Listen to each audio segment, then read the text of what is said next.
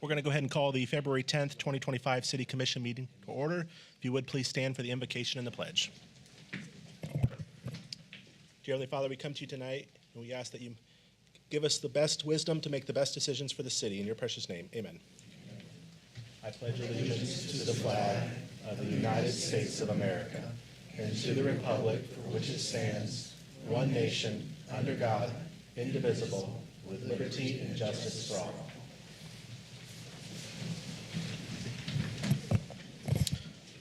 We have no proclamations. We do have a presentation from the Home Grant Lake Community Action Agency presentation. Is Mr. Blue here? If you would, please come up and you can do your presentation.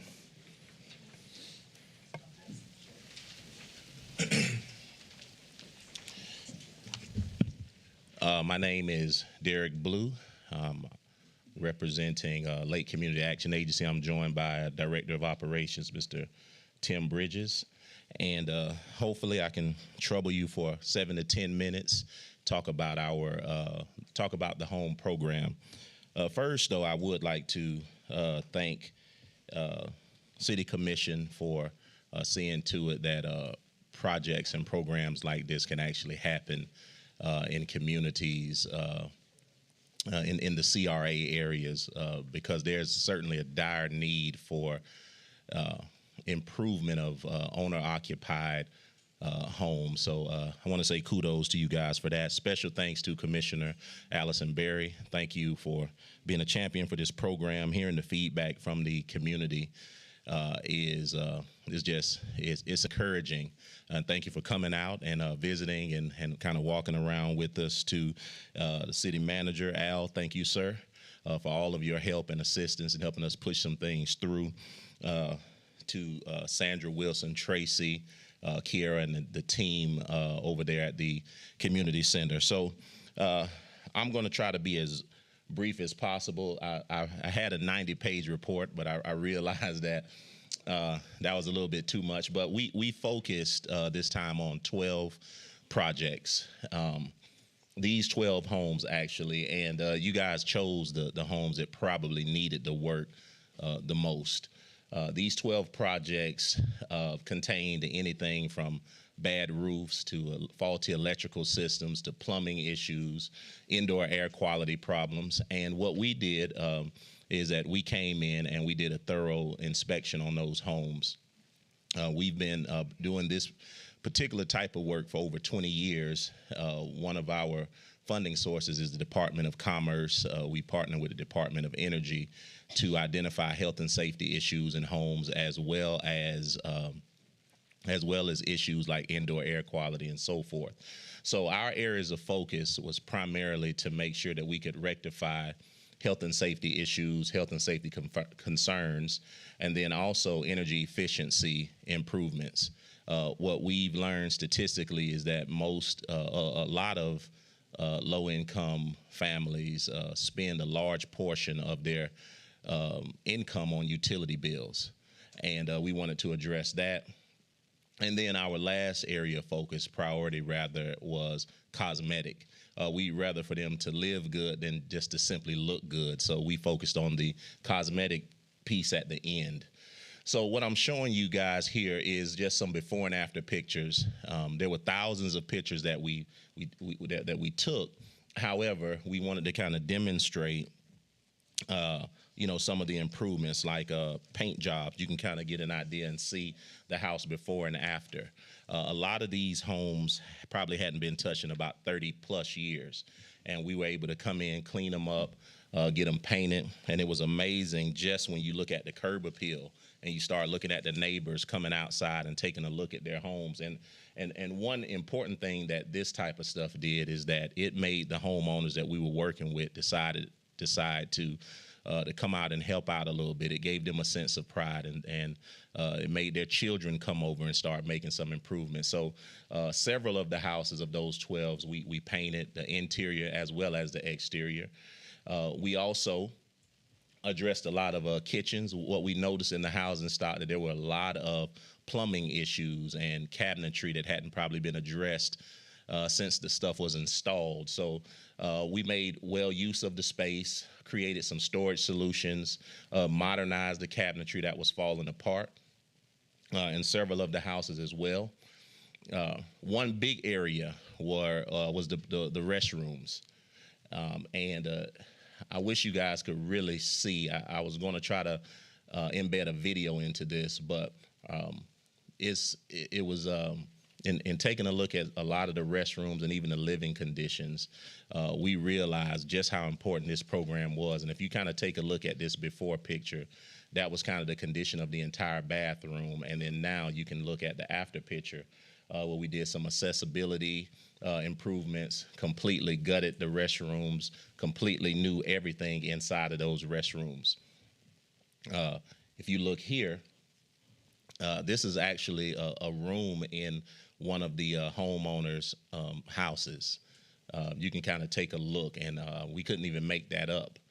And she had been living there for years. Her husband built the house, and it hadn't been touched in a while. And the children were trying to do the best that they could to help out. But, we came in and we were able to deal a lot with the mold issue. The client also had a breathing problem, and I'm sure it was exasperated by the mold that was in the house. But we were able to address a lot of those things, deal with the leaks, lead in some cases, lead testing, and pretty much create a safe and comfortable space for the resident. Things like indoors, interior, exterior doors were replaced in the homes for security. While we were performing services on one project, the homeowner sent us a Ring camera view of somebody actually trying to burglarize and kick in the door in one of the houses. So right on time, we were able to replace some doors, add some security. You won't see this, but a lot of what we did also was add security lighting, as well as cameras. In some instances, some security lighting, fences, to basically make the areas more secure. And of course, as we mentioned, the priority, as always, is not only to do those cosmetic things, but we did a lot of the things that you probably can't see, like insulation. It's surprising. If you take a look at this house right here, this home probably had about 3 solid inches of insulation. And if you're familiar with insulation, R value, we insulated till about around probably R40 to make sure that the house was working good to make the home more energy efficient. In some of the houses, we replaced the old jalousie windows. We replaced old single pane windows with energy efficient windows. And, one, it looks good, but 2, it prevents a lot of the air from leaving that particular house. On several of the houses, we remodeled the kitchens. And if you take a look at this particular project here, this is pretty much the state of that entire kitchen. It was falling apart, and that had been falling apart for years. If you were to pull the cabinetry open, you would see that water leaks, mold. That room that I showed you here is actually the other side of that kitchen. So we were able not only to address, we gutted that whole room and new countertops, backsplash, new cabinetry. This house got a new refrigerator, a new stove, exhaust, that flooring there, complete new flooring, painted, and so much more in that particular house. And then, of course, the higher areas were the roofs. Several of the properties had active leaks in their roofs, which caused a lot of the mold and moisture that were in that house. And we were able to replace the roof. In a lot of cases, we ended up pulling all the boards off and putting new plywood because they had been in that situation for so long. Several roofs under this program were replaced. Of course, HVAC systems. Several of those were replaced. The inefficient old, like 10, 11 SEER units were replaced with 16 SEER units. And the great part about that is that, we require all of our contractors to warranty the work for a year, the labor for a year. So in some instances, they'll come back and service it pro bono. There was a training, an educational piece on how to use the new equipment. And we replaced complete new systems. We did a little landscaping. If you look there on the top left, That was the front of one of the homeowners' houses, and they were elderly family, and unfortunately didn't have anyone to help. So we were able to remove the debris, do a little bit of landscaping, and kind of make it look good from the curb. You know, some good curb appeal. So I'm almost finished. So the city of Leesburg allotted $300,000 for this program to enhance the housing conditions and improve the quality of life for residents within that specific CRA district.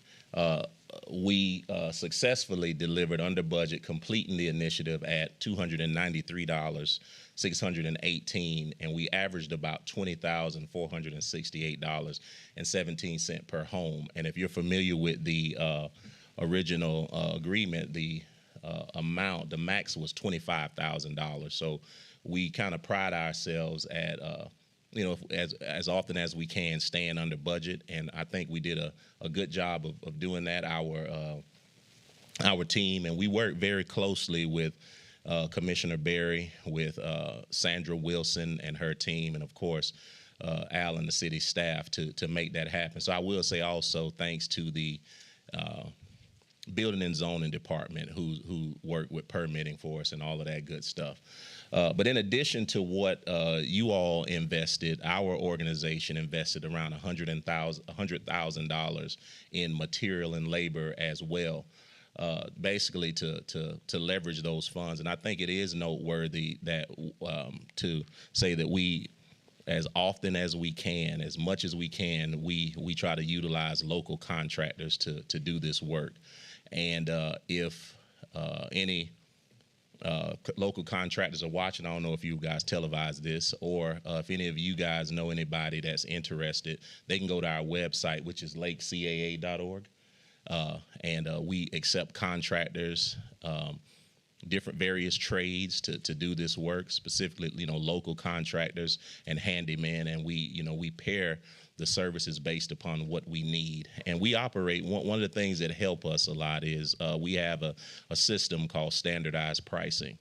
And that standard pricing is basically, it gives us the flexibility to, one, manage the costs, but then also make sure that Ms. Johnson doesn't have 15, 20 vendors going through her house only for one of them to get the job.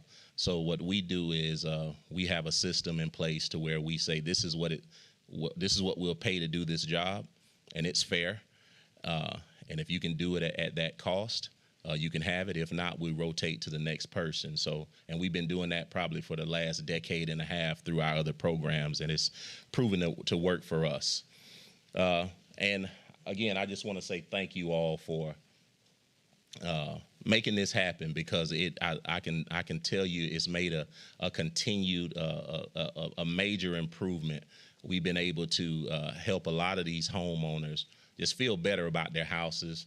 A lot of the health and safety concerns were completed. I'm not going to lie to you and say that it was a walk in the park. We did have challenges like with any owner-occupied rehab situation, but with the help of people, and citizens and the staff, we were able to overcome all of those type of things. And it's one thing that I would want to say before I take my seat here. And I think one of the houses that we worked on was a lady by the name of Dorothy Jackson. Miss Dorothy's husband, we found the original permit where he built the house. I think that's on Waitman Avenue. Her husband built the house, and we were going through the utility room, and we found the original permit where he built the house. And Miss Waitman was probably in her 80s, I believe, and kind of in and out of the hospital. And she was at peace, but the house it seemed like it was certain areas of the house were falling apart. And we were able to come in there and help her. The contractors donated material, labor. We used the city's funds. We used the weatherization funds, and we were able to turn that house around. And she wrote this letter, and I just want to share it with you. It says, "My sincerest gratitude and appreciation to the City of Leesburg and Lake Community Action Agency for formulating and bringing to fruition the plans and various projects to revamp and restore the Lake County and Carver Heights area of Leesburg, Florida. The home my husband Peter Jackson and I built in 1968 on 2207 Waitman Avenue in Leesburg, Florida, was brought back to life, in a great part due to the men and women who worked countless hours, days, months to get the work completed, from the checklist, things done that needed to be upgraded for safety and totally repaired. It took a little longer than I expected, but it's been an amazing and exciting journey to see the finished product and to feel once again the same sense of pride that I felt back in 1968. My family and I are blessed to have chosen among the few for this community restoration project. Again, we are thankful and grateful for the dedication and hard work of all of the agencies, contractors, and people involved in revitalizing the homes in our communities. My family home is among them. May God continue to bless you, Dorothy Jackson and family. And why I decided to read that is Miss Jackson passed away a couple weeks ago, I believe. She passed away, and she was able to sit in her house and enjoy the upgrades in her house for a while before she passed away. And she wrote this letter before she passed. And I just want to, again, I want to commend you for, for championing Commissioner Berry, to the commission, you all for championing programs like this, because they truly, truly make a difference. And again, my information is here if you have any questions for me. That's my cell up there. I don't know if I want that up there, but if you want to reach me, you can find me. I don't know. But I want to thank you. Any questions for me? Really, thank you so much. Thank you. All good? All right, thank you. We're going to move to public comments. This section is reserved for members of the public to bring up matters of concern or opportunities for praise. Please note that issues raised during this time will not be discussed in detail during the current meeting. They will either be referred to appropriate staff or scheduled for consideration at a future commission meeting.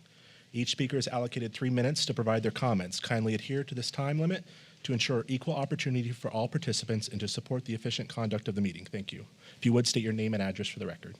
Caroline Van Dyken, 120 Palmore Boulevard. First off, I just want to, I had Kim earlier concerned about the water, and I just wanted to thank Cliff at Public Works and Al at the Water Department for taking time to speak to me about the forever chemicals that are, that I was concerned that were in our water. They do an outstanding job keeping our vital resource clean and available at all times. And I learned a lot from my meeting with them and my tour. Right now, as far as I'm concerned, we have some of the best water in Florida. And my concern now is we're going to be adding additional fluoride on top of the fluoride that's already naturally occurring in the water. We have naturally occurring fluoride in the water right now, and I think that kind of got overlooked with a lot of the discussion that was going on. So now we're going to add more. I read the minutes and saw the discussion with all the people for and against. I don't want to go through all that. I saw residents, and I also saw non-residents here talking about how they wanted it in our water. The bottom line for me is that the commissioners made a medical decision for our community. You decided to add something that is prescribed by a doctor to our water. At least as a community, we should have gotten the chance to vote on it as a community, if we wanted it in our water or not. And just a fun little fact as I close, because I saw a lot of back and forth about how fluoride keeps, cavities away. Leesburg fluoride system has not been working since the year 2000. We moved our family back to Leesburg in 2008. I had a 3-year-old son. He is 19 years old today, and to this date, he has never had a cavity. Now, funny that his generation is kind of made fun of as being the most hydrated generation we've ever seen. They carry their water bottles everywhere. We have mandated breaks through soccer, through any kind of recreation sport. We're constantly taking water breaks. Even when it's 50 degrees outside, we have water breaks, which is ridiculous to me. But They're constantly drinking the city water. And yet, today, he's never had a cavity. Thank you.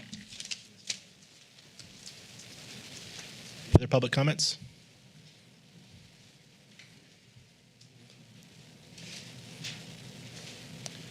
If you would state your name and address for the record, please. Donald Shoemaker, 9823 Hickory Hollow Road. Concerning Wayne Storage Annex. Just was curious. Do you want to discuss that when it gets pulled on the agenda? That's fine. Okay. I thought it was part of this. No, it'll be on the agenda for later in the meeting, sir. Any other public comments? Seeing none, we'll go to the consent agenda. Routine items are placed on the consent agenda to expedite the meeting. If the commission staff wish to discuss any item, the procedure is as follows. 1, pull the items from the consent agenda. 2, vote on remaining items with a roll call vote. 3, discuss each item pulled and vote by roll call. Are there any items we would like to pull this evening? Yes. C6, C7, C9. One second. C10. C6, C7, C9. C9, C10. C10. Is that it, Commissioner Cornell? I would like to pull 5C1 and 5C11. So just to confirm, we have 5C, 6, 7, 9, and 10, Commissioner Cornell? 6, 7, 9, 10. All right. And I have 1 and C11. All right. Can I get a motion to approve the remaining items? Yeah, so moved. Second, please. We have a second from Commissioner Berry. Roll call, or any public comments on these items? Seeing none, roll call. Commissioner Connell, Yes. Commissioner Berry. Yes. Commissioner Peterson, Yes. Commissioner Berry. Yes. Mayor Reisman. Yes. Would someone please introduce 5C1? Introduced, asked to be read by title only. Resolution of the City Commission of the City of Leesburg, Florida, approving a proportionate share mitigation agreement entered into by and between the School Board of Lake County, Florida, M&C Hunt LLC, and the City of Leesburg, Florida, to allow for payment of Lake County school impact fees and providing an effective date. I need a Motion to approve. Second. Thank you. I pulled this item just because I asked Al to give a little debrief. I think there was some misunderstanding previously that, correct me if I'm wrong, Al, that payment does not get made to the school board unless the development actually happens, correct? That's correct. Okay, so, and I didn't pull 5C8 and it was the same thing.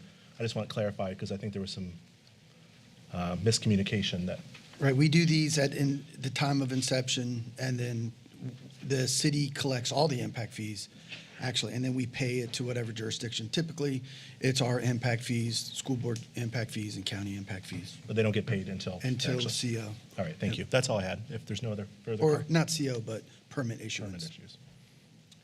Any commission comments? Public comments? Seeing none, roll call. Commissioner Berry. Yes. Commissioner Peterson, Yes. Commissioner Berry. Yes. Commissioner Connell, Yes. Mayor Reisman. Yes. Would someone please introduce 5C6? I'll introduce, asked to be read by title only. Resolution of the City Commission of the City of Leesburg, Florida, authorizing the mayor and city clerk to execute an interlocal agreement related to bus stop shelters between the City of Leesburg, a municipal corporation, and Lake County, a political subdivision of the state of Florida, and providing an effective date. Motion to approve. We have a motion and a second. Commissioner Connell? Yes. I know this has came up before on moving this bus stop from the college.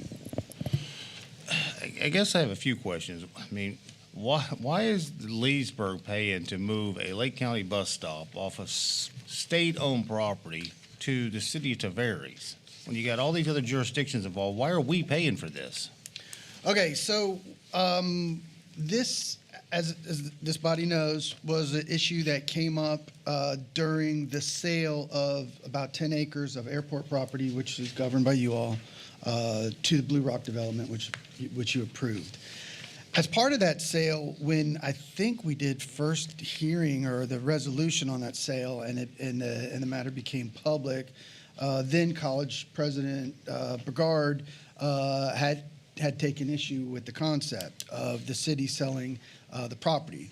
The history, in short, of that property, as you all know, was that once upon a time, it was school board property that was donated to the college, and then the college donated it to us at the city's request. And I think that request happened sometime back in the late 1980s-ish. We found out about that at that time. We discussed it publicly, and we passed a resolution to say that we would endeavor to, try to make amends. I did some research on the topic. I didn't find anything overly significant that would state that the city, in fact, promised never to develop this property. That was essentially the position of the state college, which was, well, back when the college donated the property to the city, we needed it for airport runway protection area, and we would never develop it. So now that we were selling it, I think that got the ire of then college president Brigard, and that ire still continues with the college. At this time, we have worked, we put together that resolution that said we would endeavor to try to remedy the situation. The documentation that we found to substantiate what President Brigard thought were basically just minutes. I think we presented those or had that discussion at the meeting. And the minutes didn't elaborate anything specifically saying that the city will never develop this. But the minutes indicated there would seem to be some sort of disgruntledness between the city and the college at that time in the 80s. And that's, I think, really all we could really gather from the documentation was that there was some sort of disgruntledness. So with that, we continued on with the sale. The sale has now closed. The money's in the bank. And there is, potentially some sort of remedy there that we resolved in good faith to do. I don't think you're bound to vote for this. I think in good faith you probably should vote in favor for this. One of the places that we did, now let me move into the concept of what the bus stop is. So there still will be a bus stop at Lake Sumter College. What is moving is the transfer station. So that bus stop location at the college there at the Leesburg campus of Lake Sumter housed both a bus stop for Lake Sumter, Lake Express rather, and a transfer station. Again, the college felt like the transfer station brought a little more traffic and some other items that they didn't like at their campus. And so kind of the quid pro quo was, well, because Leesburg is selling the property, if you guys do this, we won't fuss over the relocation or the sale of the property. So that was kind of the quid pro quo. What can we do to make the college happy? So we endeavored to find a location for the transfer station in Leesburg. We looked at the mall, thought we were going to get a location at the mall, and at the kind of the 11th hour, the mall backed out for various reasons, which I didn't explore other than it didn't work. We also pointed them to some other properties, which are airport property, technically, but it doesn't look like airport property. Those locations were the empty lot that's next to the Waffle House, and another location kind of behind the Cracker Barrel. Those are airport property. The county didn't like those areas. And then ultimately the county found the proposed site now, which is, I don't know exactly, but somewhere in downtown, or downtown Tavares.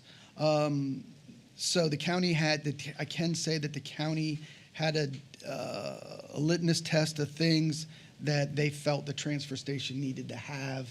The mall had that potential, but the mall management at the end of the day didn't want to do it. The county didn't feel that the other city sites had the potential to do it, but the site here in Tavares did. So when I did get word from the county that they were going to move forward with transferring it to the city of Tavares, I did say, well, since you're moving it to Tavares, does the city still need to pay? And the answer was yes, which is, Commissioner, is your question. And to the reason for it is kind of the old legal but for the city selling the property, we wouldn't need to move the bus stop. So I think your net was around 2.5 million. I didn't see the closing CD grant. You probably might know that number, but it was around 2.5 million that you netted after the sale. I think the sale price was 275. We had some fees and all that kind of stuff. So those numbers were shared with this body previously. But so the cost to relocate the bus stop to keep peace with the entities is 50 out of the $2.5 million. So I think it's probably not the greatest of expenses, but you keep some police between organizations, the county and the college that are important to us and the community, and you still had a $2.5 million profit on the sale. This doesn't, the $50,000 that we're talking about, that would have been our cost at the mall and or at Intivaries. Yes. That's all. Yes. It's not going to be a. Yes. 'Cause- And I believe the agreement It's up says to. up to. That's it. Okay. So there's no agreement in writing back from the 80s that we couldn't sell this property. That's correct. So the mall, so Lake Sumter just came up with this, we weren't supposed to sell it. And then, well, if you want to sell it, we won't complain as long as you move this transient station. I mean, it doesn't even make any sense to me. I mean, it's not our station. It's on state property, belongs to the county, and it's going to the Varies. I don't know why we're paying for this. And are we going to start making concessions with everybody and anybody every time we sell a piece of property and the adjacent neighbor says, well, hold on a minute now, we don't want you to do that.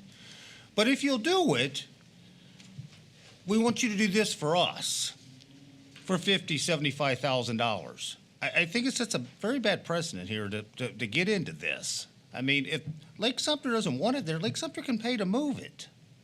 Or they can work out something with Lake County to move it. I don't know why Leesburg is responsible to move this transient stop for $50,000 of taxpayer money. I get trying to be a good neighbor, but trying to be a good neighbor this is taking it too far. Any other comments from the commission? Any public comments on this item? Seeing none, roll call. Commissioner Peterson? Yes. Commissioner Berry? Yes. Commissioner Connell? No. Commissioner Bury? No. Mayor Reesman? Yes.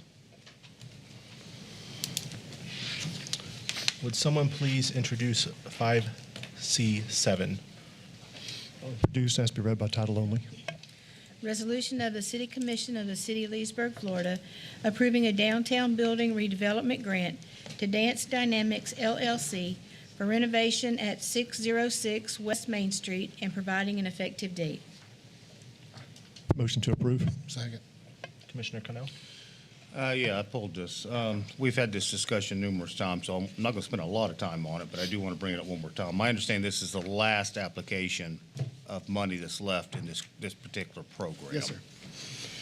My concerns in the past, and they're still my concerns, it has nothing to do with the business that's being proposed to go in here, which is Dance Dynamics. It has to do with the policy. I still have a problem with the policy. There's no strings attached to this policy. I mean, other than some matching funds. I mean, they don't have to retain ownership for any length of time. There's no requirement. They even open the business after they spend $250,000 of the city money. Like I said, they can sell it at any time. I mean, there's no criteria. They have to employ a certain amount of people. There's nothing. So I really think this policy needs to be revamped, and we need to have some guidelines in this policy that just because you own or buy a piece of property that happens to be within this window on Main Street, that you qualify with this, and that's it. I mean, there's nothing else attached to it other than you match what you're applying for. I just think it's a policy that needs to be adjusted. There needs to be some guidelines put in this. Has nothing to do with the applicant who's proposing tonight for the money, but we can't just give away free money with no guidelines and a policy on it. Yeah, I did have one other comment. originally, when we were mulling over this concept of revitalization of certain buildings, there were 8 buildings that we identified. And this particular building was not one of those. When I read the eligibility requirements, this building does qualify. So I just wanted that pointed out, wanted it to be part of the record that initially it wasn't on the list, but it does meet the requirements of our application. And I think it's pretty important what this particular business brings to our downtown is a lot of people to be there. So I think it's a good idea. I would echo those sentiments, and I would just ask that with this new business potentially moving in there, with the existing businesses next door, that they put appropriate soundproofing in, and I'm sure they'll take that into account. So, any other commissioner comments? Public comments on this item? Roll call. Commissioner Berry? Yes. Commissioner Connell? No, based on the policy. Commissioner Bury? Yes. Commissioner Peterson? Yes. Mayor Reesman? Yes. Would someone please introduce C5C9? I'll introduce, has to be read by title only. Second. Resolution of the City Commission, City of Leesburg, Florida, authorizing the mayor and city clerk to execute a post-closing occupancy agreement between the City of Leesburg and Frostenberg LLC and providing an effective date. Move for approval. Move for approval, excuse me. Second, sorry. Commissioner Connell? Yes, this is the property we sold, right? Not too long ago. We didn't realize at the time, when this came up to sell, that we potentially were going to still need it? No, sir, we did, and I would say we had a handshake agreement that they were going to lease it back to us for $1. A couple months after we sold it, I got a call from the developers and asked for a payment that represented taxes and insurance. So you I think worst case scenario, if you, assuming you approve this, probably looking at a year at the location. So it's about $4,800 all in. If I had hindsight's 2020, we probably should have done an option to purchase instead of sold it outright. So where we're at is their request and whether you want to tender it or not. If you say no to the lease and they kick us off, then we'll need to relocate some of the What do we equipment. have on it now? It's a pretty important piece for the gas department. There's a lot of equipment there that they use every day. Their welders, their trucks, storage of parts and daily materials that they use, and they also use it to park. So, just so I'm understanding, when you were negotiating this, it was your understanding that he was just going to let us use it for $1 a year, and then now he's completely backed off that promise, and now he wants basically $5,000 a year for us to buy it back or lease it back from him for a piece of property we sold for $50,000? Yes. That's just bad business. I mean, on his part. I understand what you're saying. We need it, but it's just bad. I don't, think- go ahead. I mean, it's going to take much to eat into the $50,000 at $5,000 a year. I mean, that was a piece of property I wanted to keep to start with to put a parking lot on for some additional parking for Main Street, but. I think that because we have so many other moving parts that will follow and have already made arrangements for if we're needing this for this group, and we got still the arts, and then making sure that everything comes together, I think we could just go ahead and move with this. Granted, hindsight, but now that we need this to do this to do that, I think we should just move forward. Al, you mentioned that technically they could default, I don't think they would do it, but you're saying technically they could default the lease over this? And I think the term was month to month was Okay. perhaps what was discussed. So, in terms of a termination period of time would not be that long on a month-to-month agreement, sort of typically anyways. Well, the stuff we have on there, Al, is this fenced? Yes. It is fenced? Yes. Okay, so it needs to be in a secured location. Yes. There's nothing you could put we could use Well, the parking lot you know, of the old art center that we're going to be It's tearing secured- down? It's secured as best we could. I mean, if they ultimately say you guys you get 30 days notice, you got to get off. Or if we don't approve this, you got 30 days notice, we got to get off. It will be a scramble because that stuff that we use there is a daily use. It's across the street from Gas HQ. So the ask does put us in a bind. So I don't disagree with anything you said, Commissioner. And my option, I thought, you know, we had a month to month, no fuss, no muss. So the ask for the rent that represents taxes, insurance, I understand their side. It wasn't what was contemplated. If we were going to go down that road, I would have brought an option to you versus this. Long term, I think it's the right strategy because you sold the parcel or we sold the parcel to redevelop. That's going to ultimately bring more value than having the gas department there. So long term, it's good. It's a short term inconvenience for sure. The dollar amount isn't killer. It does take away from the value of the property. If it was much more than that, I probably would have balked and not even brought this to you. So honestly, I would say this is one of the things you hold your nose and move forward with, similar to the sign issue that we just dealt with. But the gas department does need that facility. And if we didn't have it, we would get by, but it would be difficult. It'd be difficult for parking. We'd probably shift some of that stuff over to the site at the old steel building, which is Public Works, you know, down the road on Main Street. So we could get by, but it'd be difficult.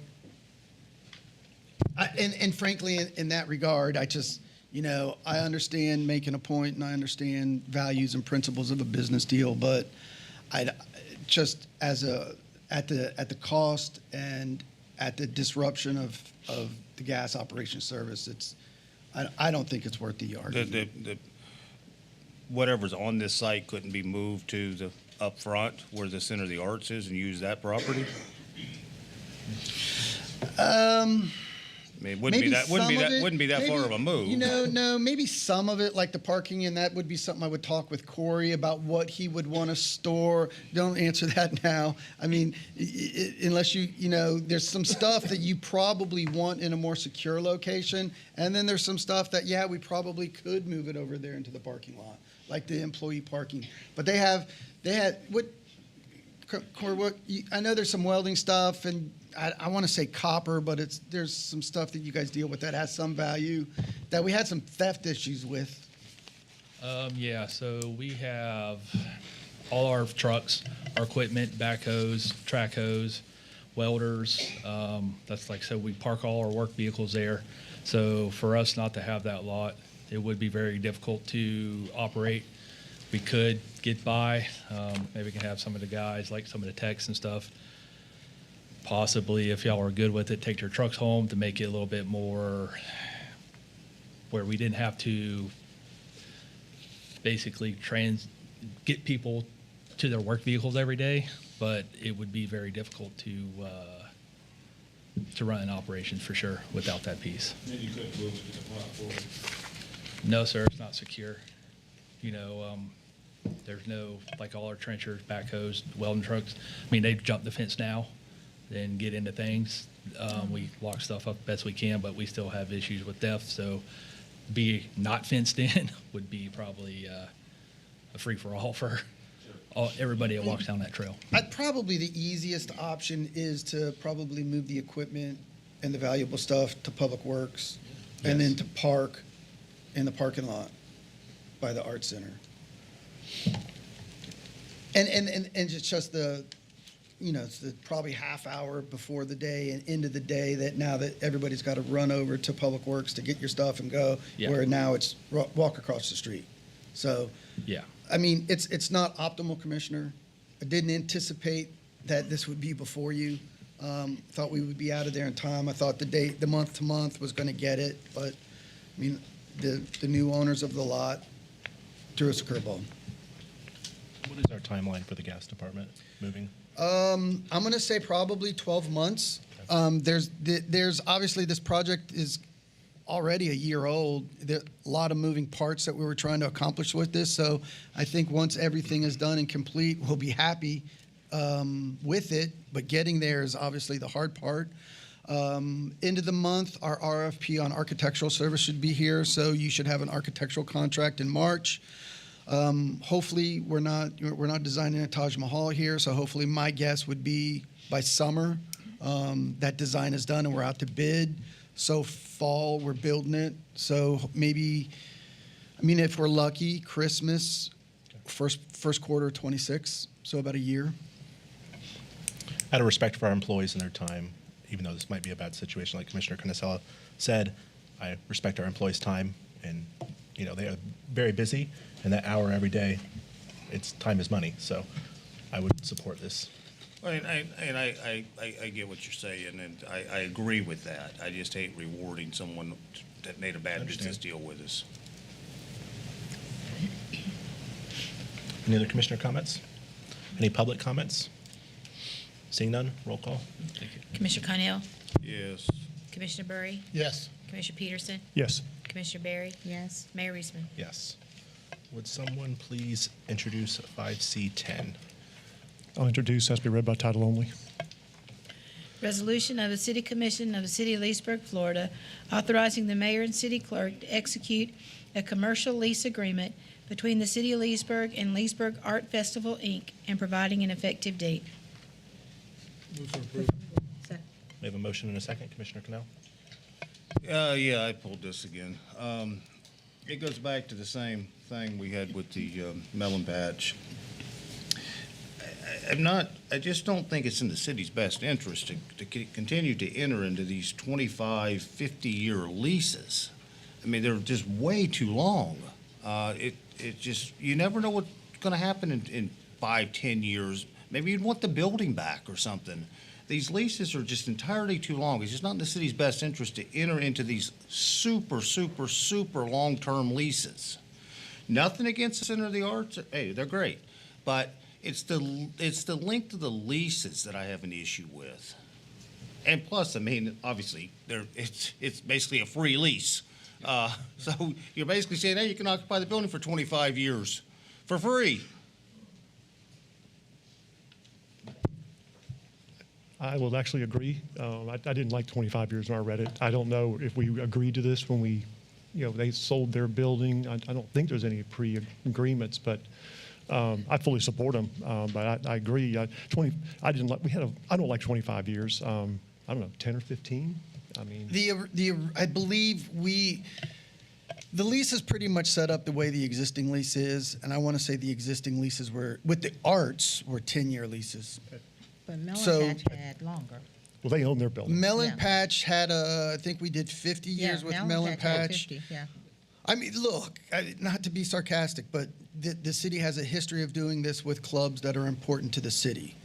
The Boat Club is the first one that comes to mind, with prime property, Well, which if I we think did was a 50, if we did 99-year. 50, I guess I'm done. was a 99-year lease.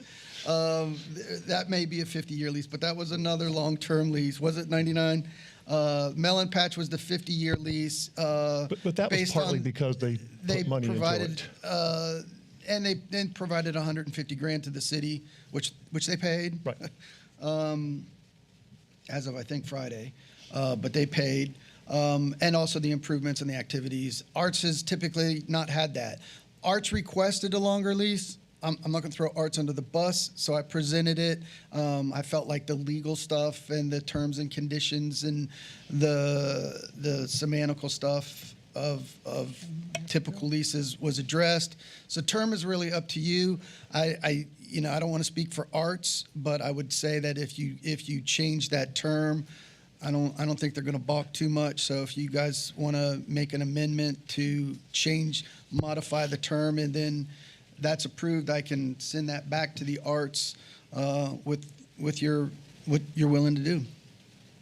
Well, may I ask what would be the need to change the time frame if the Melon Patch is going to be there that long? They're in the same building. They're providing the same, art for the community. we shorten it, then what? I mean, then we'll come back again? Are you just saying doing it in increments? Well, I mean, again, it had nothing to do with the melon patch. I had an issue with the length of the lease of the melon patch, which is the same issue I have here. I just think getting to these long-term leases that, I mean, basically they're long-term leases that they don't even pay anything. It just doesn't seem like a good business practice for the city. Maybe somewhere down the road, maybe in 5 years, we might have a use for the other half of the Tropic or something, or maybe it doesn't work out. The Center of the Arts is not doing something we agree with, but now we're stuck with him for 25 years. I just think we need to give ourselves some options out of these things, not lock us in for for decades. Are you okay with 10 years? I wouldn't want to go over 10. Okay. Mike. No, I don't want to slap them around. 5, I'm sure it's going to aggravate them, but I could live with 10. I think the organization wants some security, I think. Oh, I understand that. And how many years have we been partnering with them? Forever? But, I mean, We've shown what our choices do they support. have? I mean, if they don't like the terms, they can go and find their own I agree with building. you, Commissioner Canal, but I also value what they bring to our community, just like what we value in the Tropic. We spend money and we give the Pat Thomas to other organizations. We spend money on those organizations. They don't pay anything to use our fields either. But we don't lease with, I mean, we own Pat Thomas. Well, we do. We don't lease it to nobody. I'm saying the lease is the issue here. I understand that, but as an organization that's been good and they do a lot good for our community, and I've been going to their events and they draw a lot of people, especially from our retirement communities in your district, and they fully support this, and they're excited that the city is investing in the arts and giving the organization longevity in our community. I did not want to send them the wrong message. I've always been a supporter. I'm glad to have them as a tenant. I respect Commissioner Cannell's comments. I mean, 25 years. I kind of regret my vote for 50, but I do remember the basis was they put money into it and, sold their building. But if the commission can live with 10 years, I'm sure the art group can live with 10 years. Would you do 10-year with an option for? That doesn't really. Both parties have to agree to it still. That doesn't bother me. I thought you meant tenant option. Similar to an airport lease. That's okay. As long as we have rights, I'm fine. When I think of option, I typically think of tenant option. But if that will keep the process simple down the road for the commission, I'm fine with that. How will that work, Grant? Well, if there's an option and they have a right to an option in the absence of a default, if they're not in default of the contract, then we would have an obligation to at least evaluate that request in good faith and whether or not to decide to extend. What does good faith mean? Does that mean that the city has to accept it? Not necessarily. But I think if they've been operating, in good faith under the lease, they're in compliance with the terms of the lease, they request an option, you really need to look at that in good faith and consider that option. And in the absence of some, basis to deny them, it's hard to push back too much with somebody that's trying to exercise that if they have a contractual right to do it. You made a comparison to the airport leases. Are those clear that it requires both parties? Both parties have to agree. Okay. But you're saying, Grant, that if we didn't have a reason, they could they could do. Well, I mean, I think it depends on the wording of it, but if you have, for example, a contractual provision that says that the tenant would have an option to extend the lease for 5 more years, provided that they're not in default of the existing lease term, then unless they're in default of the existing lease term or there's some other real clear reason why to say no, it's hard to say no under those circumstances. Right. If you word it differently, then, it could be a little bit more flexible and more beneficial to the city. But in this case, it'd be kind of hard to be in default because they don't have to do Yeah, anything. I was about to say. And let me just throw this out for discussion as you all talk about this. I appreciate the mayor's comment about the airport lease and the option. But the big tangible difference in this one is the airport leases had an asset. So in the day, there was a vacant piece of land. an airport tenant came, got a cheap lease from us, and then they built a facility and they put they put a hangar, or, $500,000 improvement. And so at the end of that lease, that asset is becoming the city's.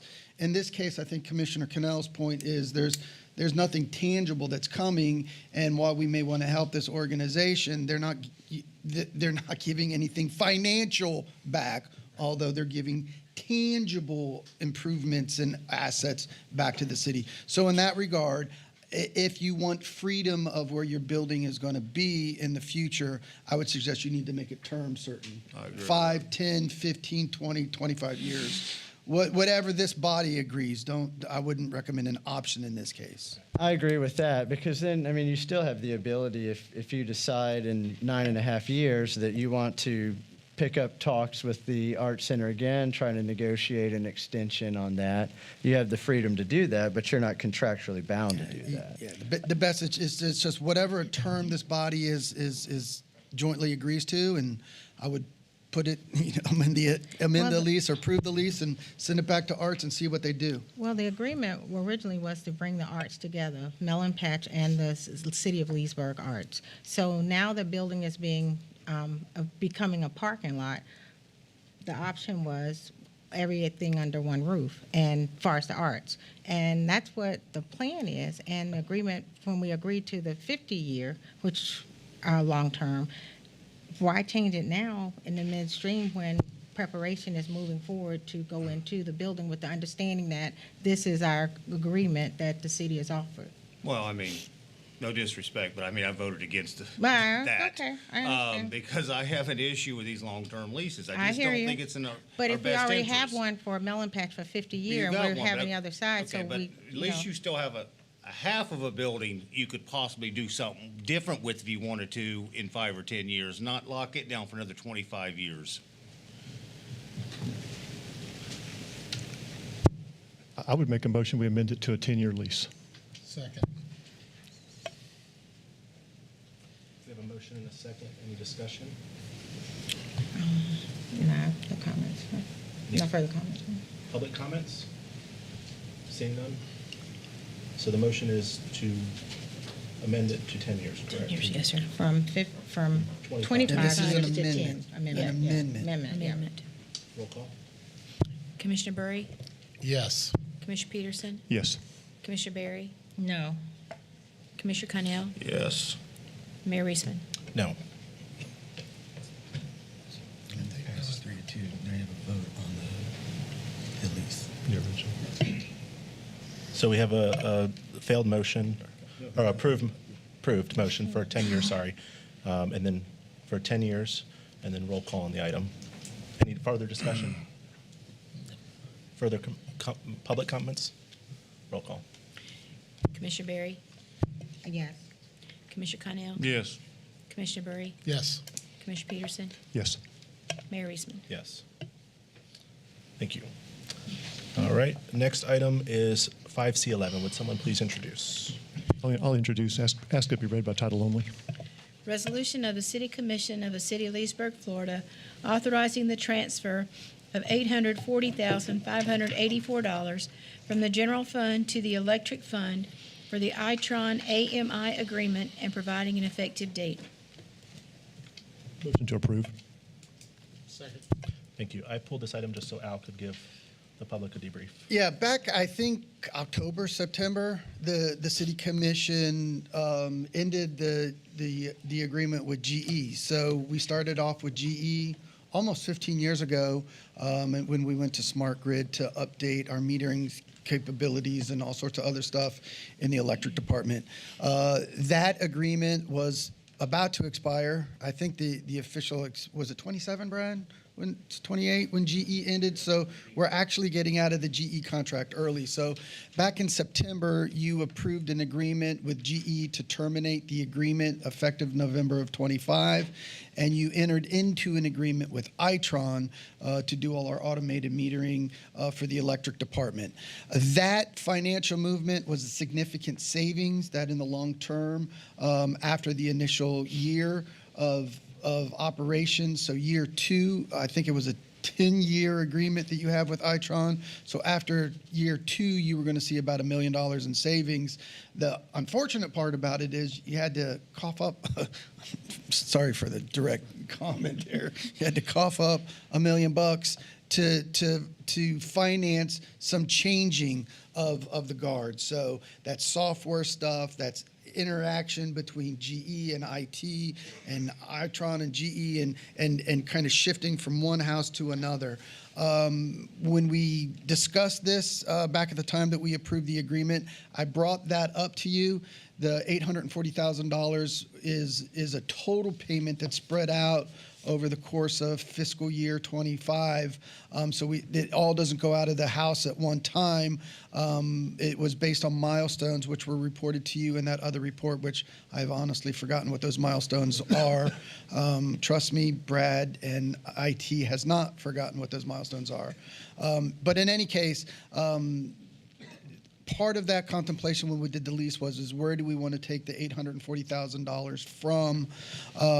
And I vaguely said, we might want to take that out of the general fund.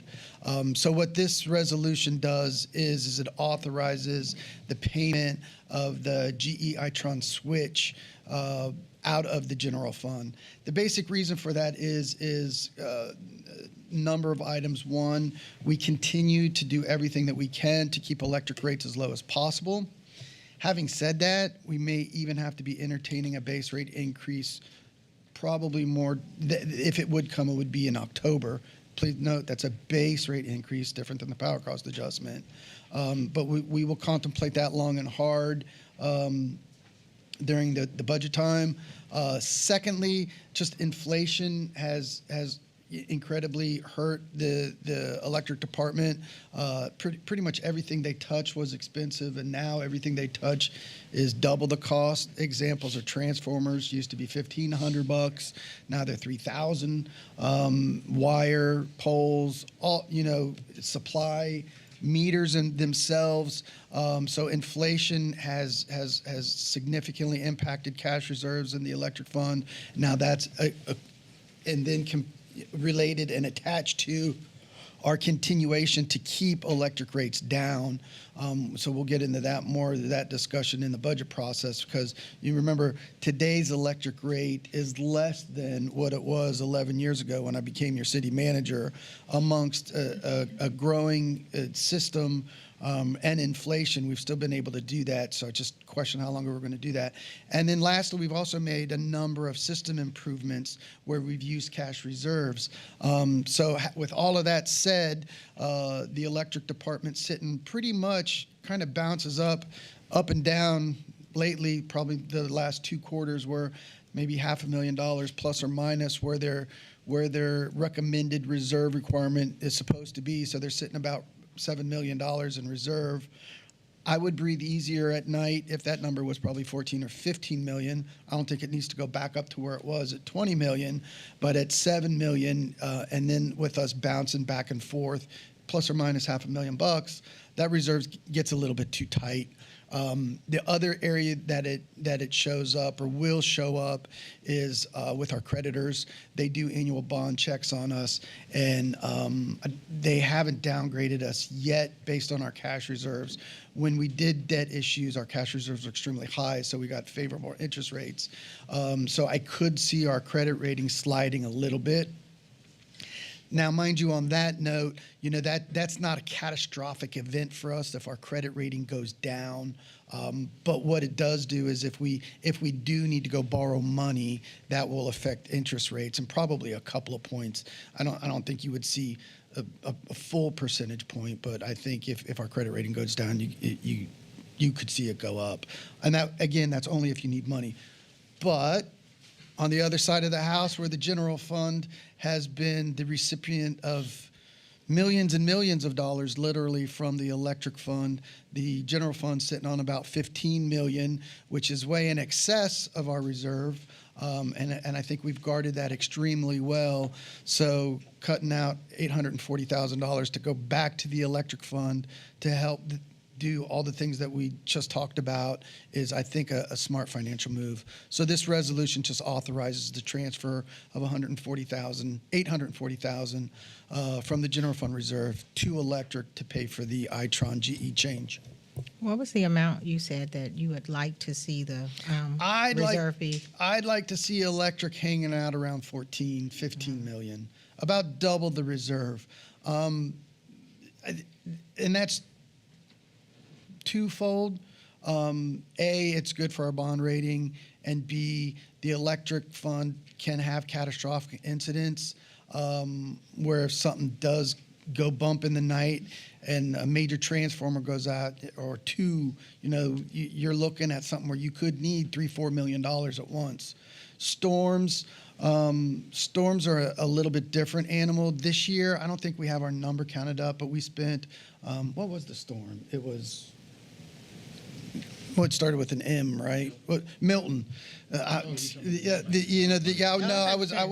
talking about money, but it was tied to the hurricane, and we've had so many hurricanes that I forget their names. We probably spent around $2 million with Milton out of cash for restoring the electric system. So that's another reason to kind of dink down a little bit. And right now everything's on freeze. So when we get that FEMA reimbursement back from the federal government, don't know. I'm sure it's coming. But those are the reasons why the electric fund really does. I don't really like keeping it at the red line.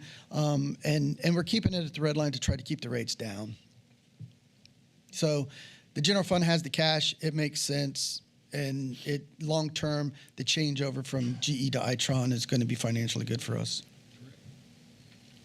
Any other commissioner comments? I'm fine with this. Al touched on rates. I'm just going to say good time to tell. I know I've sent you a couple articles. There's been some news in the paper. The big boys have been raising their rates. I think storm-related fees, and I was wondering where we rank right now. I believe we rank very well with our utility I'm rates. going to, there's a lot of interesting dynamics going on right now. Overall, if you go to publicpower.com and you look at the FMEA, Florida Municipal Electric site, we're probably a little bit over average. So compared to the 48 municipal electric utilities and the 4 IOUs, we're probably a little, getting back towards the back quarter. If you then look at the All Requirements project, which I think is a little bit of a more fair comparison because of all the requirements that goes into that pot to buy our supply, we're pretty competitive in our own electric pool. The reason that we're falling behind on average is because there's a number of municipal electric utilities that have contract supply power, meaning they buy it on the short term. So right now they look good and their rates are extremely competitive. But the trick with the short-term power supply contract is you definitely get rewards when there's capacity, which is going away, and then when there's not capacity, your rate really goes up. So where we're at with the All Requirements project is really where we need to be long-term because it's solid, it's consistent, it's predictable. But I will tell you, too, with our investor-owned utility comparators, we're killing Duke. Our rate is a lot better than theirs. FPL we were sneaking up a little bit past them, but again, at the Public Service Commission, Duke is, I believe FPL also has rate tariff increases that seek for increases based on storm expenses, hardening of the system. They're coming in the future. And fuel. Okay. That's what I wanted to hear from you. Unfortunately, the short term is that everybody's going to continue probably to go up. And the reason I asked you to bring that up is, in 2022, everybody waived the FPL Duke rates in front of us, and it wasn't comparing apples to apples. And I knew that we were competitive now, so okay. And as predicted, when they brought those rates up, we said, hey, just wait, they're going to go higher, and they did, and Duke went much higher. Thank you. Any other commissioner comments? Any public comments on this? Seeing none, roll call. Commissioner Peterson? Yes. Commissioner Berry? Yes. Commissioner Connell? Yes. Commissioner Burry? Yes. Mayor Reesman? Yes. Next is public hearings and non-routine items. If our city attorney, if you would swear in anyone who would be speaking this evening. Yes, sir. Thank you, Mr. Mayor. If anybody present this evening wishes to provide any testimony on item 6B3, Wayne Storage PUD rezoning, or 6B4, Lee School 2025 SPUD rezoning, if you would, please stand and raise your right hand so we can get you sworn in. All right. Do you swear or affirm that all testimony you'll give tonight will be the truth, the whole truth, and nothing but the truth? All right. Thank you all, Mr. Mayor. They're all set. And just as a reminder, Commission, these are first reading items, so there's no vote required, no large-scale comp plans or anything like that tonight. Thank you, Grant. We have no second readings tonight, so first readings. Would someone please introduce 6B 1, 2, and 3? I'll introduce, ask they be read by title only. 6B1, an ordinance of the City of Leesburg, Florida, annexing certain real property consisting of approximately 6.52 plus minus acres, being generally located northwest of County Road 44 and south of Hickory Hollow Road, lying in Section 3, Township 19 South, Range 25 East, Lake County, Florida, provided that said property so annexed shall be liable for its proportionate share of the existing and future indebtedness of said city, provided that such annexed property shall be subject to all laws and ordinances of said city as if all such territory had been a part of the City of Leesburg at the time of passage and approval of said laws and ordinances, providing that such annexed territory shall be placed in City Commission District 5 and providing an effective date. 6B2, an ordinance amending the future land use map of the comprehensive plan of the City of Leesburg, changing the future land use map designation of certain property containing 6.52 plus minus acres from Lake County Rural Transition to City of Leesburg General Commercial for property generally located northwest of County Road 44 and south of Hickory Hollow Road, lying in Section 3, Township 19 South, Range 25 East, Lake County, Florida, and providing an effective date. 6B3, an ordinance of the City of Leesburg, Florida, changing the zoning on approximately 6.52 plus minus acres from Lake County R6 Urban Residential District, A Agriculture, and CP Planned Commercial to City of Leesburg SPUD, Small Plan Unit Development, to allow for a self-storage facility for property generally located northwest of County Road 44 and south of Hickory Hollow Road, lying in Section 3, Township 19 South, Range 25 East, Lake County, Florida, and providing an effective date. Thank you, Andy. Yes, sir. Dan, would you come up? Thank you. Thank you, Mr. Mayor and Commission. Dan Miller, Planning and Zoning. This overall proposal is for, as our city clerk stated, for an annexation, small-scale comp plan, and rezoning. It's approximately 6.5 acres. Again, it's west of County Road 44. You can see it there south of Hickory Hollow and just north and south of Variety Tree Road. Of course, with the annexation, to bring it in the city, you have the small-scale comp plan, which would take the property from Lake County Rural Transition to City of Leesburg General Commercial. And then following that, the zoning case would take it from County R6A and CP, which is urban residential, agricultural, and planned commercial, to City SPUD, which is small plan unit development. Under the PUD requirements, the proposal would consist of an indoor self-storage facility with some outdoor storage for boats and RVs. There would be one on-site apartment for management and security use. No other uses are permitted within this proposal.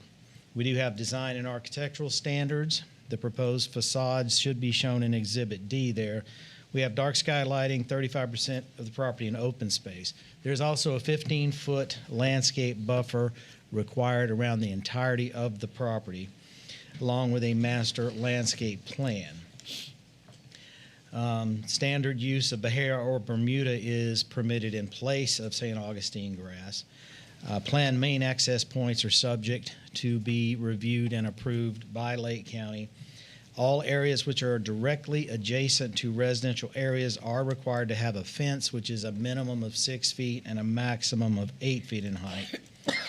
finally, there is a phasing or expiration clause with which you are all familiar. The development would need to move forward within 4 years through substantial commencement, or the property has an automatic reversion to go back to the RE1 zoning district. I believe we have representatives here to speak to the case and be happy to answer any questions. And the representatives do have, I believe, a slideshow if you're interested. Thank you, Mr. Mayor. I would like to see this slideshow if the applicant would come up.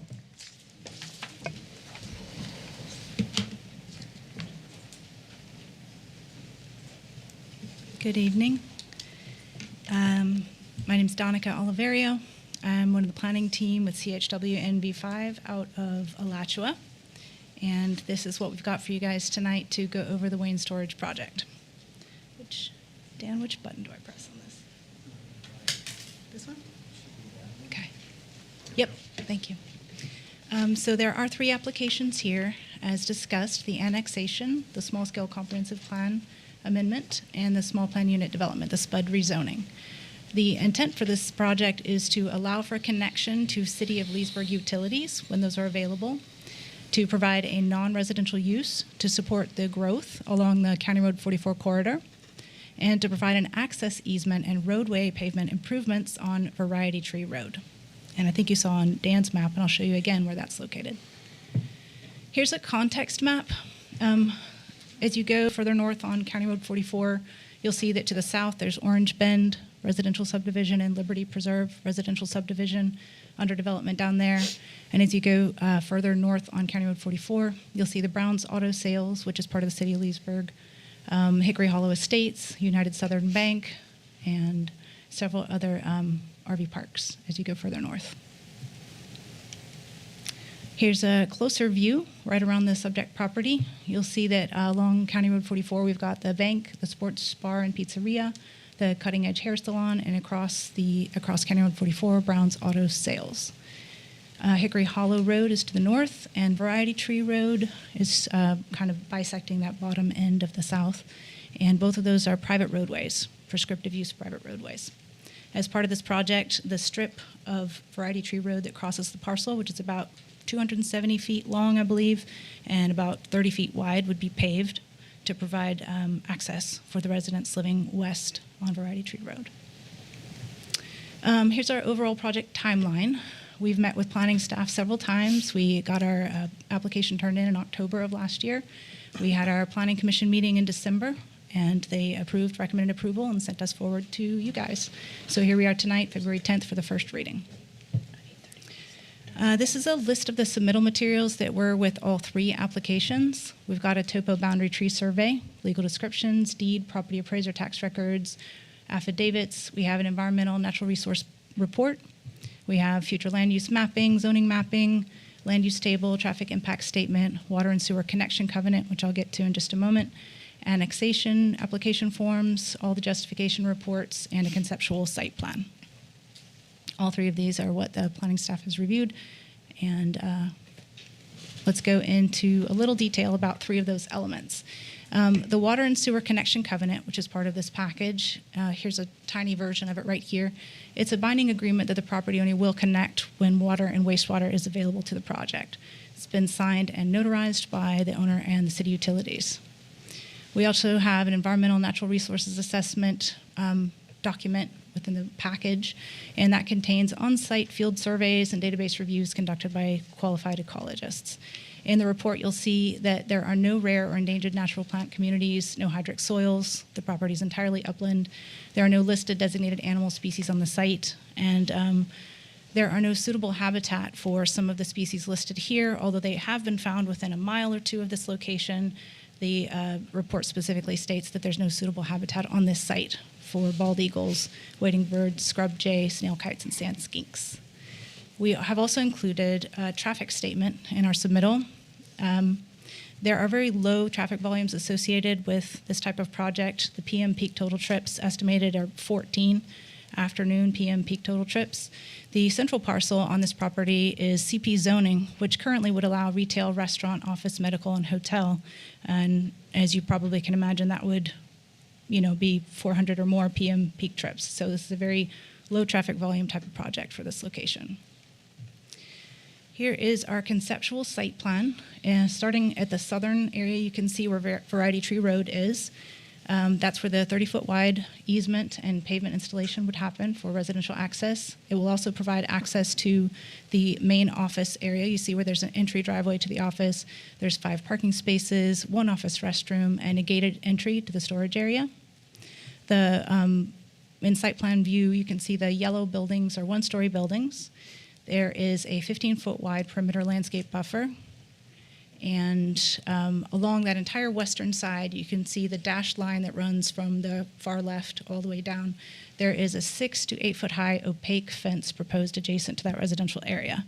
And that would be, it has to be opaque. So it could be a faux stone, it could be vinyl, it could be wood, but it has to be completely opaque. That's part of the SPUD requirements. Right over here, you can see a little label for the landscaped stormwater basins and perimeter buffers. This site is proposed to meet 35% open space requirements as part of the SPUD. And there is one additional access at the north. That gate is going to remain closed for security purposes. And again, here's our closer view with the adjacent properties. This is a transitional, non-residential, low-traffic development. Here are the SPUD requirements in a little more detail. There will be development standards, of course, as planning staff has mentioned, building setbacks, building height, open space requirements, site access and circulation requirements. Architectural standards include dark sky lighting requirements, which means full cutoff so that the light doesn't spill anywhere outside of the site. Facade design requirements for any buildings with public road visibility, signage requirements, screening requirements, and open space landscaping and buffer requirements. You can see those detailed here. We have the 15-foot wide perimeter buffer around the entire site, and within that perimeter buffer, the applicant is required to put 2 canopy trees for every 100 linear feet of space and 33 square feet of shrubs for 100 linear feet of space to help with buffering the project. The opaque wall or fence, 6 feet to 8 feet high, and there are irrigation water use requirements, maintenance requirements, stormwater, and utility, all packed within the SPUD. And here's a quick summary on the left-hand side of the slide. You'll see this is, again, a low-intensity transitional non-residential use that's consistent with the land use pattern and character of surrounding area. It supports the current growth along the County Road 44 corridor, Orange Bend and Liberty Preserve being some of the more notable examples. It is a low-traffic use, as I mentioned, with 14 p.m. peak trips. There is a legal agreement in place to connect to water and sewer when those are available to the site. There is an access easement planned and roadway pavement improvements for Variety Tree Road. There is one access point at Variety Tree Road. The one to the north, again, is for emergency only. The project will not impact levels of service for water, sewer, traffic, or schools. Again, there's no listed species, no critical habitat, no hydric soils. There are specific SPUD requirements for this site: the buffering, the opaque wall, architectural requirements, and dark sky.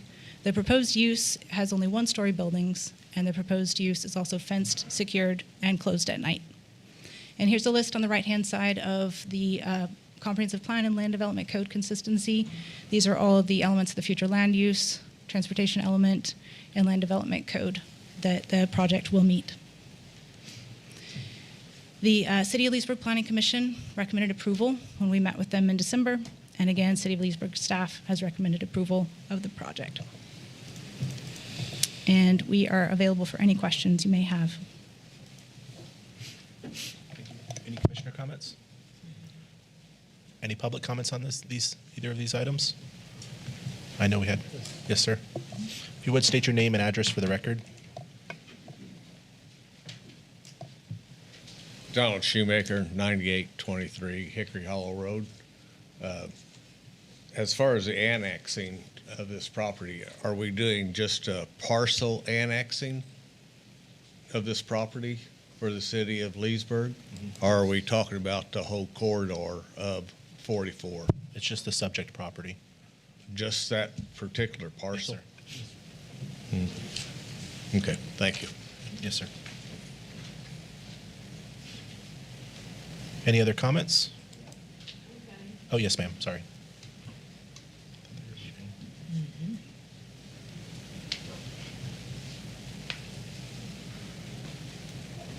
Linda James, 9705 Hickory Hollow Road. I adamantly oppose the destruction, the stripping and destroying of all the trees and burning them, replacing the land with concrete. There's just too much building going on. I invite and plead with the city of Leesburg to consider comprehensive community-based conservation, keeping in mind that wildlife, though they may not live there, they do need spots to land in and feed on.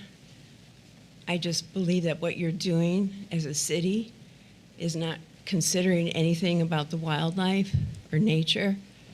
There's a lot of projects that are going on around in the nation about habitat protection and conserving land within the development that's going on, to consider that land use needs space for wildlife. What I see that's going on is just complete stripping of all the trees and dredging up the land and replacing it with just lawns that are sprayed with pesticides and herbicides. I mean, it's getting to be a very toxic community. The villages probably gave you the idea and is the model of what you're now following, to completely destroy everything for the people that are moving into Florida. And I know there's a lot of people coming in that need a lot of housing and different services, but I just ask and plead that you consider reserving land for the wildlife. Spaces, I know 6 acres doesn't seem like a lot for wildlife, but my friend who was just here, his land abuts the trees and the forest that you're going to be cutting down, and he gets bluebirds. He has a bluebird house that they nest in. There's hawks. Okay, there's not kites and there's not all the other protected species, but there are pieces of wildlife that live there.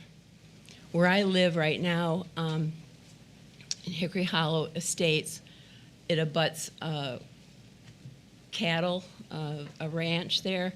Within there, there's all kinds of milkweed. The cows do not eat the milkweed. And there's hundreds of monarch butterflies that come there every year. And the farmer is aware of it, so he's not going to destroy the plants, and neither are the cows. So there are pieces of land that the wildlife is really counting on. And I just ask you and plead to please consider not tearing down all the trees and burning them. Thank you, Ms. James, for your comments. Thank you. Any other public comments? Yes, sir. If you would just state your name and address for the record. Hi, my name is Steve Clark. I'm at 9844 Hickory Hollow Road, which is the property that's most affected by this project that's being proposed. They're behind me and they're beside me. And when I purchased 2 years ago, across the street this morning, we've got cows feeding on the 14 acres across the street, and then these are wooded currently, right? So we're talking about changing the entire feel of the entire area, and me being a very experienced licensed realtor, I understand that that's going to only negatively affect the value of my property, being surrounded by metal buildings as opposed to trees or residential. So that property to the right there of me, my house is there on the upper left. To the right is currently residential, so we're trying to rezone that to be commercial. The other concerns that if this does go through that I have earlier tonight, it was mentioned boats and RV storage. That was never mentioned in the plan or anything I've seen so far until I heard it tonight. I'm not for boats and RVs leaking oil and having to look at those every day. So if that's going to be something that's going to be allowed to enter the project later, because it's approved, because that was mentioned, along with a 6-foot fence. 6-foot fence is not sufficient. I understand you say 6 to 8, but that means they could go back to 6. So if we could go 8 or higher, just, do what we can regarding light pollution and sound pollution. Because again, this is just going to come out of my personal pocketbook. And obviously this guy's going to do okay, but I guess those are the majority of my comments. Thank you, Mr. Clark. Any other public comments? Commission comments? These three items will lay over till our March 24th for second reading. Would someone please introduce March? She needs 30 days. Would someone please introduce 6B4? I'll introduce and ask to be read by title only. An ordinance of the City of Leesburg, Florida, rezoning approximately 4.87 plus minus acres from SPUD to SPUD Small Plan Unit Development for property generally located west of Lee Street, north of Herndon Street, east of Perkins Street, and south of West Line Street, as legally described in Section 26, Township 19 South, Range 24 East, Lake County, Florida, and providing an effective date. Thank you, Andy. Yes, sir. Dan, would you? Thank you. Thank you, Mr. Mayor. This is a request for rezoning the old Lee School property from SPUD to SPUD with revised conditions. The property consists of just under 5 acres. It's generally located, as you can see, north of Herndon, south of West Line, east of Perkins, and west of Lee Street. The request is for a future development of 102-unit multifamily apartment complex. I want to give you some background on this project, if you would bear with me just for a moment, sir. The Lee School was abandoned as a school sometime around the early 2000s. There were no developers interested in the property. We had some tire kickers, nothing serious, and the property sat for many years. In 2015, the property was sold by the school board to an Orlando investor, and in 2016, it was rezoned under Ordinance 1601. That zoning did allow assisted living, independent living, memory care, medical offices, and things of that nature. That zoning did keep the 2 buildings. But once again, we found no developers who were serious about coming forward and doing anything on the property. In 2018, it was sold to another investor, and in 2021, this new investor rezoned the property under Ordinance 2119, which allowed 49 townhouses and 14 apartments. Again, no developers were found that we could come forward that wanted to develop that under that particular scenario. So in 2024, and keep in mind, we're looking at early 2000s to 2024, the Historic Preservation Board did vote to allow the buildings to be demolished, and they were demolished last year. So the buildings were actually unused from the early 2000s until 2024. So it was a long time where they sat there. And during those zonings and discussions, staff and our city manager and planning commission and this commission, along with the Historic Preservation Board, we all made every effort to save the previous buildings, perhaps find an adaptive reuse. There was no one coming forward. That was just over and over. So today, in 2025, the request is for an apartment complex to be built on the site. As you may recall, at the January 27 meeting, staff did present a proposal for an expansion of the downtown mixed-use future land use district. That is utilizing the current downtown mixed-use district and expanding it to about, I think it was 120 to 130 acres. Candy, if you remember that. But it was expanding it northward to the old railroad right-of-way, which is the Leesburg Wildwood Trail, eastward past Pine Street and portions of Rambo Street toward, but not including the hospital, and then south to Dixie Avenue and back west, which frankly included this Lee School site. So the purpose of that change was to expand investment opportunities for areas in and adjacent to downtown. So what we're anticipating here is that this will be the first project of what we hope will be several more over time that will increase investment levels in the core of downtown. These things do take years, but if we take these steps now, we feel like we can be successful. So under the PUD requirements as set before you now, there's 102 multi-family units. The applicant is asking for 4 floors, which is seen in the attachments. I want to note here that the Planning Commission recommended that it be brought down to 3 floors. And also like to note that the previous buildings were 2 floors, but effectively, because there was a basement and very high ceilings, they were 3-floor structures. There are no other uses permitted in this proposal. There's a 50-foot setback from the road. The unit sizes are varied, and they're planned, I believe it's just 1 and 2 bedrooms. I don't believe there's any 3 bedrooms. The parking will be per City of Leesburg code requirements. There are architectural standards which are required, and there are facades shown in the exhibits, which were reviewed by the Historic Preservation Board, and they approved those. There's dark sky lighting, 35% of open space. There's a 25-foot buffer along the entirety of the property boundaries in green space. There's a fence required, which could be wrought iron with brick and stone columns. Our standards in regards to No St. Augustine. 2 main access points. One would be on Lee and one on Herndon.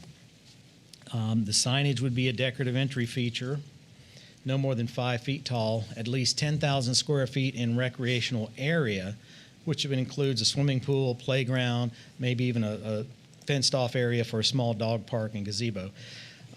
There's also a requirement in the PUD for monumentation, which memorializes the Lee School.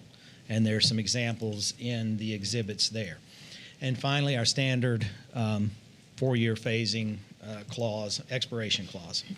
So that is the presentation for the first reading. If you have any other questions, Mr. Mike Rankin with LPG is here. And that's it. Thank you, Mr. Mayor. Thank you, Dan. Any comments from the commission? Yeah, I like this project. I appreciate the developer's patience. We've put him through a lot on this. I'm one of the people that said, I just wanted better parking last time around. I said I would go 4 stories if that's what it took to get the parking. But I'm fine with this development. I'm thrilled to have this number of units in a walking distance to our downtown. Any other commissioner comments? Just a question as to why did our planning folks only want to do 3 stories instead of 4? They were trying to compare it to the size of the previous school, the Lee School, and it's functional. The Lee School was functionally 2 stories, but they were large stories. Therefore, if you put a standard size floor, you were getting 3 floors. It's the functional equivalent of 3 floors, even though it was 2-store buildings. You had to go up the stairs to get into the first floor, and then there was a basement below. And the ceilings were taller than what we have in here. So it was functionally, or I should say aesthetically, a 3-floor building, functionally a 2. And the Planning Commission wanted it to be a little lower, be similar in height to the Lee School. There were some efforts made by the applicant in that area, but it did reduce the open space. I don't remember the exact numbers on the percentages on that, but it did reduce the open space when it was brought down to 3. That is a question that this commission will need to respectfully make a decision on. Do you recall how tall the former building was? I don't know the number of feet, the previous building. I'm asking because of our code and what we're permitting here. Mm-hmm. The prior buildings looked tall. They were tall and stately. So I guess I was thinking that it might be somewhere between. It might be closer to what we're approving. Is my point. It could be. Someone called me today and said they thought there was a typo in here, so I need to look in there and see if there's some typo as far as the height. But what we wrote was for 4 stories. Planning Commission wanted it to come down to 3. So, your decision. I think this is exciting. I think I'll echo Commissioner Peterson's comments. This has been a long road and a long journey for all of us. I think we're excited to see this project come to fruition, and I'm excited to see all the foot traffic that it'll bring, get people off the cars, walking trails, getting into our downtown. I think that was the whole purpose of. One other thing that reminded me, thank you, Mr. Mayor, is that Beacon College is very interested in this project.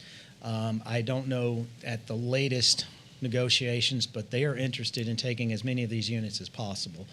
And a lot of the Beacon kids do not drive, and it is within walking distance. I think there's a 1-mile radius map in the packet, but it is easy walking distance to Beacon and right down the trail or come down Meadow Street here. So there's good access for them. But I do know that Beacon is very interested in pursuing this project. Yeah. Thank you. Any other commissioner comments? Any public comments on this item?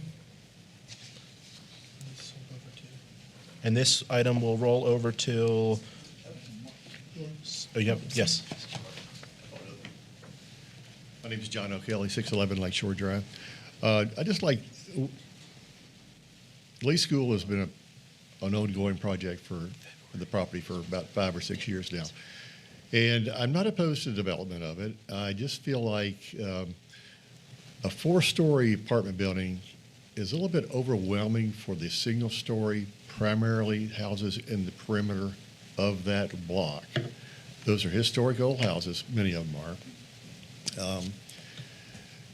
The old site, or the old buildings, were in fact probably a 3-story height building because you had to walk up about 10 steps to get to the first floor.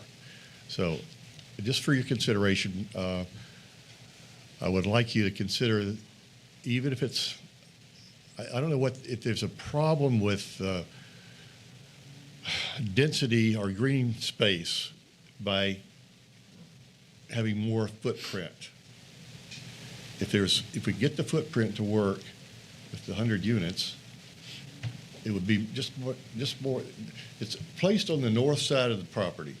Those folks are going to be looking up about 60 feet, right there, a blank wall. I'd like to consider, the possibility of just approving it, considering it with a 3-story limitation. Thank you, Mr. Bailey. Any other public comment? This item will lay over till February 24th. We'll move on to non-routine items. Items, is this 6C1? Would someone please introduce? Introduced, has to be read by title only. Resolution of the City Commission of the City of Leesburg, Florida, adopting the street name for the Veterans Road Infrastructure Project at the Leesburg International Airport and providing an effective date. Motion for approval. Al? Well, there's a resolution with a blank in it. Yeah, I know. Okay. So I think actually the code says new roads are to be named by the city manager, but I brought this one to you all. It's a city road.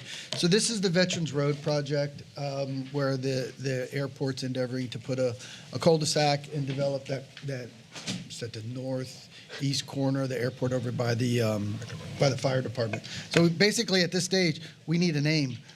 So there's a couple of names, suggestions in the packet. And I wanted to bring this to your attention to fill in the blank in the resolution so we can get the project on to DRC and move forward to the next phase of the project. So my first comment when I read the packet was, I'm going to let the Airport Advisory Board make this decision, but I see they deferred it to us. And I did see a comment referencing it has to be way or? It has to be court. Court, okay. I saw like 12 names, but only like 4 or 5 had court. Let me clarify that. Okay. That's a county code. There's nothing in our code that says it has to be a court.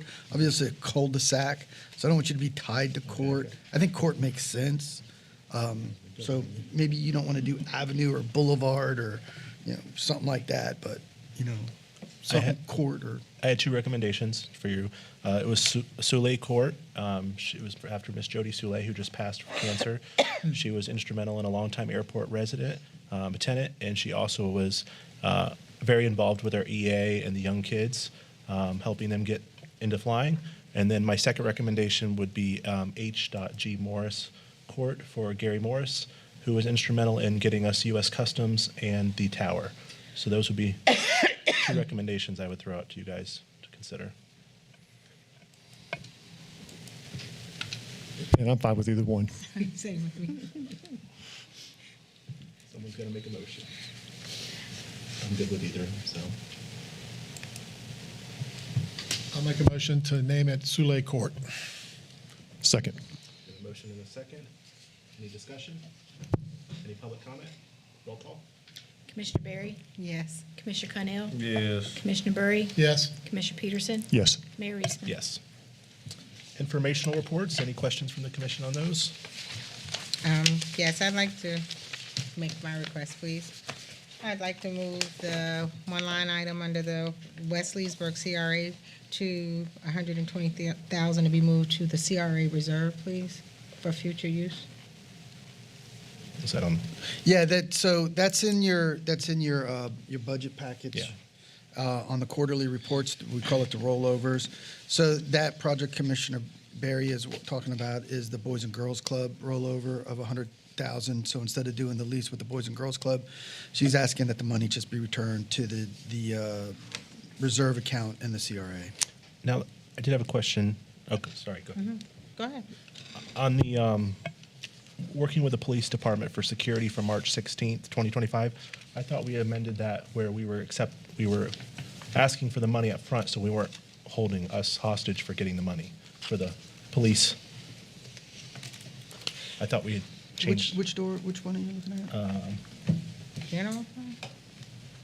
The security. Working with police department for security for March 16th, 2025. I thought we had adjusted that so they had to pay in advance. Who's they? It was Carissa Mosley. I'm not sure which one we're talking about.